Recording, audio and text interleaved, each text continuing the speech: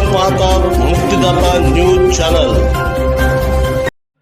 दिग्रस नगरपालिकेची निवडणूक थांबवण्यासाठी इजाज खां यांचा निवेदन अर्ज। इजाज खां नवाज खां यांनी दिग्रस नगरपालिकेच्या प्रभाग क्रमांक 12 ब मधून आपला उमेदवारी अर्ज दाखल केला होता। यामध्ये त्यांनी आपली निशाणी चौकोनी बिस्किट हे मागितले होते। दरवेळी ते आपल्या निवडणुकी चिन्हामध्ये चौकोनी बिस्किटची मागणी करतात।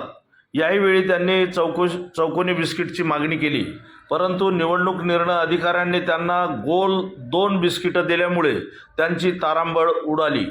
त्यामुळे इजाज खां नवाज खां यांनी आपल्या प्रभागामध्ये चौकोनी बिस्किटचा प्रचार करून मतदारांना मते मागितली, परंतु मतदारांची दिशाभूल झाल्यामुळे त्यांनी आपला निवेदन अर्ज दाखल करून निवडणूक निर्णय अधिकारी श्री विजय सूर्यवंशी यांना आपल्या निवेदनात दिग्रस नगरपालिकेची निवडणूक थांबवण्यासाठी अर्ज केला आहे।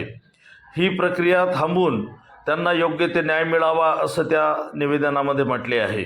मुक्तिदाता न्यूजसाठी मी गौतम तुपसुंदरे आणि संदेश तुपसुंदरे।